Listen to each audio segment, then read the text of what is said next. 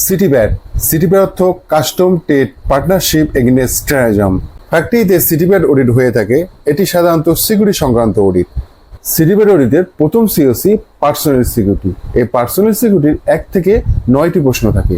এই 9টি প্রশ্নের মধ্যে গত ভিডিওতে 6 নম্বর প্রশ্ন নিয়ে আলোচনা করেছি। আজকের ভিডিওতে 7 নম্বর প্রশ্ন নিয়ে আলোচনা করব।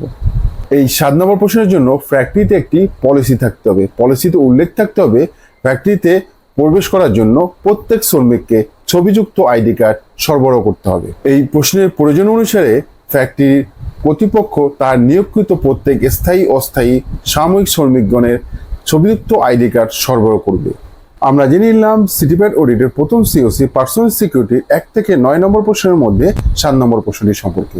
আপনার যদি এই ভিডিওটি ভালো লেগে থাকে তাহলে একটা লাইক দিবেন, ভিডিওটি শেয়ার করবেন এবং আমাকে ফলো করবেন। তো দেখা হচ্ছে পরবর্তী ভিডিওতে। ধন্যবাদ।